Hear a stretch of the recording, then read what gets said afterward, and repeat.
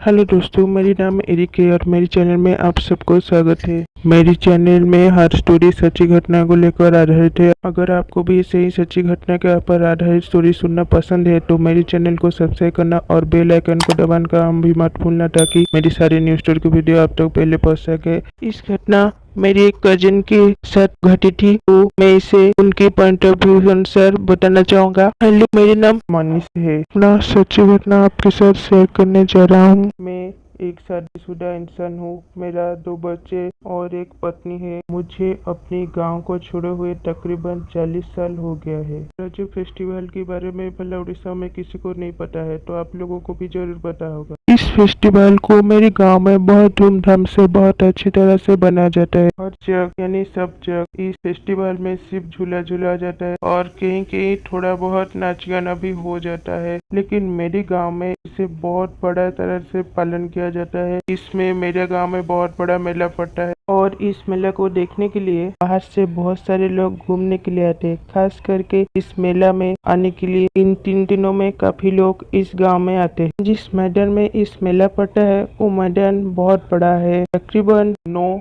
या 10 एकड़ का बड़ा मैदान है। इतनी बड़ी सी मैदान की ठीक बीचों बीच एक बहुत बड़ा बरगद का पेड़ था, जिसमें कि हम बचपन में बहुत सारे झूला बनाकर झूलते थे, खेलते थे और मस्ती करते थे। मैं और मेरी सारे दोस्त वहाँ बहुत आराम से, बहुत शांति से खेलते थे। हर साल की तरह इस साल भी मेरे गांव में मेला लगा। मैंने जब मेला में घूमने के लिए निकला, पिताजी मुझे सख्त हिदायत देते हुए कहे, तो मेरी कि बेटा चाहे जो भी हो जाए, रात के 12 बजे से पहले तू मेला से लौट आना। मेरा कुछ समझ में नहीं आया, लेकिन मैंने पिताजी को बात को मानना इतना भी जरूरी नहीं समझा, तो मैंने मेला घूमने के लिए चला गया। मेला में जाते समय मैंने गेट के ऊपर एक बोर्ड लगा हुआ देखा कि जयपुर की सख्त मना था, रात की 12 बजे के बाद कोई इंसान नहीं रहना चाहिए। फिर मैंने कुछ समय उस बोर्ड को देखा और कुछ सोचा। फिर मैंने अंदर चला गया। अंदर जाकर देखा बहुत बड़ा मेला लगा है और मेला के ठीक बीच में मेरा उस बचपन का बरगद था, जो कि पहले से काफी ज्यादा बड़ा और घना था। तो उसमें कई तरह की रंगीन गुलाल झूला हुआ था और उसमें कई सारे बच्चे बैठकर झूला खेल रहे थे। मेरा भी वहाँ जाना का मन हुआ, तो मैं भी जाकर मेला में घूमते घूमते एक झूला में बैठ गया और इतनी सारी दुकान देखते देखते रात की 12 बज के मेरे को ध्यान नहीं आया। जब मुझे थोड़ा नीट लगा तो मैं घर में जाकर देखा, रात की 12:15 हुआ था। मुझे पिताजी की बात याद आई। फिर मैंने सोचा कि इतने सालों बाद मेरे गांव में घूमने आया हूँ, तो थोड़ी देर और से ही यहाँ पर रुक जाता हूँ। वहाँ पर एक सिक्योरिटी गार्ड आकर सबको बाहर निकलने का बोला कि जल्दी जल्दी बाहर चले जाओ, 12 बज चुका है, तो यहाँ पर रहना खतरा है, तो जल्दी जल्दी यहाँ से निकल जाओ। लेकिन मेरा कुछ समझ में नहीं आया। मैं यहाँ से जाना नहीं चाहता था, तो मैं जाकर एक झूला के नीचे छुप गया। तब जब सारे लोग वहाँ से चले गए तो मैं आराम से जाकर झूला में बैठ गया। तब तक उस सिक्योरिटी गार्ड भी जा चुका था। बाहर ठंडी ठंडी हवा के चलते चलते झूला में बैठते हुए मुझे कब मेरी आँख लगी और मुझे गहरी नींद में मैं चला गया, मेरे को पता भी नहीं चला। जब मेरा आँख खोला और मैं अपनी घर में देखा तो रात की 2 बज चुकी थी। मैं जल्दी जल्दी से वहाँ से निकलने को लगा तो मेरी होश उड़ गए, क्योंकि जब मैंने पहले यहाँ आया था तो वहाँ की नजारा और अब का नजारा में काफी अंतर था। वो जो बरगद का पहले से काफी बड़ा हो गया था और वहाँ जो लोग काफी साधारण लग रहे थे, उनकी चेहरा काफी भयानक, काफी अजीब लग रहा था। अब मेरी तरफ आंखें करके घूर रहे थे। मैं तुरंत अपनी जान बचा के वहाँ से जैसे भी करके जब तक भागने को निकला, तब तक वो सारे लोग मेरी तरफ तेजी से बढ़ने लगे। जो लोग मेरी तरफ आ रहे थे उनकी मुंह काफी जला हुआ लग रहा था, जैसे उनके मुंह में सच में आग लग रही हो या फिर वो सारे लोग आग में ही जलकर मर गए हो। और एक लड़की वहाँ झूला में बैठकर आसमान की ऊंचाई तक झूला झूल रहा था, जहाँ पर कि उस बरगद का सबसे बड़ा शाखा था, वहाँ तक उसकी झूला जा रहा था। वो काफी तेज हंस रहा था। मुझे देखकर नीचे से आकर धड़ाम कर गिरा। उसके मुंह से काफी खून गिर रहा था। फिर एक मोड़ पर उसकी झूला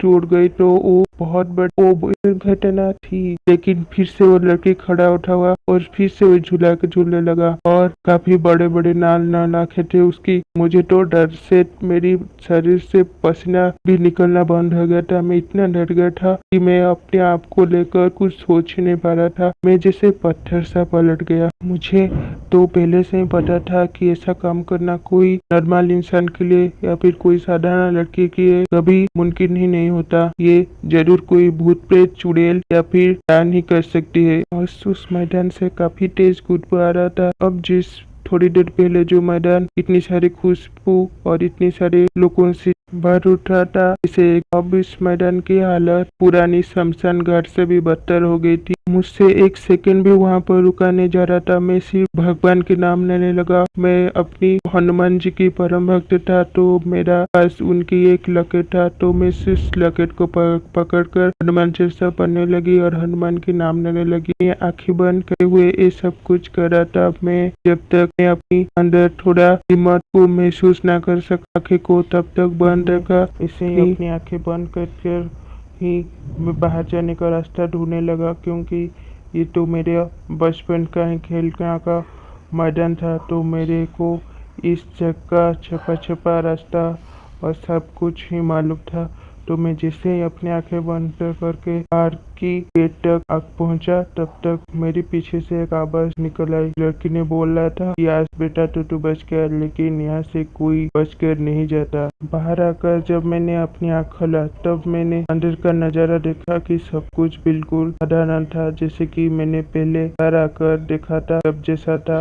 अब भी सब कुछ बिल्कुल नॉर्मल सा हो गया है। तब मैंने जल्दी से हकलाते हुए भागकर अपने घर जाकर पहुंचा और अपने बापूजी को सारे बात बताई। तो बापूजी मुझे पहले काफी गाली दी और फिर बोला था कि मैंने तेरे को मना किया था ना रात 12 बजे से पहले ही घर आ जाने को, तो फिर तू इतना देर क्यों लगा दी। तब मैंने चुपचाप उनकी डांट खा ली और वो अपने साथ हुई सारी बातें उनको बताने लगा एक एक करके। फिर मेरे बापूजी ने बताया कि 12 साल पहले तो यहाँ सब कुछ ठीक ठाक था, बिल्कुल नॉर्मल की जैसा। यहाँ पर हमेशा लोग जाया करते थे। रात की 12 बजे के बाद भी लोग यहाँ रुकते थे, लेकिन एक रात कुछ ऐसा हुआ जब एक लड़की 12 बजे के बाद उस झूले में बैठकर झूल रही थी। तब कहीं से सारे 2-4 बदमाश और गुंडे लोग आए। उस लड़की के साथ काफी बदसलूक की, उसके साथ बहुत बुरा व्यवहार किया और उसको टोली झूले से धक्के देकर नीचे गिरा दी और वहीं पर ही उस लड़की का मौत हो गया। उस लड़की की अब तक उस चुड़ैल प्यासी आत्मा वहाँ पर भटक रहा है और जो भी रात 12 के बजे वहाँ रहता है उसको वो अपनी कातिल समझकर सजा देती है। और कुछ साल पहले वहाँ पर जब कुछ लोग रात की 12 बजे रुक गए थे, तो उस जगह सचमुच में आग लग गई, जो कि उस चुड़ैल ने ही करवाई थी, ताकि क्योंकि वो सारे लोग रात 12 बजे के बाद ही वहाँ रुके थे। तब से ही आज तक वहाँ सारे लोगों की आत्मा जो कि जले हुए थे और उस लड़की की आत्मा भटक रहे हैं। जो भी 12 बजे के बाद वहाँ रहता है उसकी मौत सुनिश्चित है। तू बड़ा भाग्यवान है कि तू बच गया, इसीलिए शायद तेरे पास हनुमान जी की लकेट है, इसीलिए तू अपनी जान बचा के वहाँ से भाग पाया।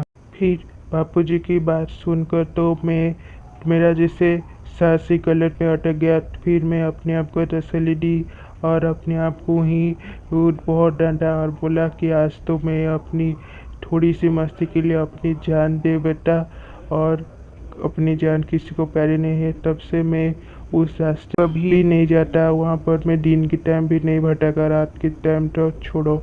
मैं वहाँ तब से जाना बंद कर दिया और उस दिन की तुरंत बाद ही की सुबह ही मैं अपने बच्चे और अपनी बीवी को लेकर अपने गांव से शहर चला आया। और फिर मैंने काफ़ी दिन तक उस बात को बारे में सोचा, फिर मैंने उसे भूल गया। इतने में ही मेरी स्टोरी खत्म हुई।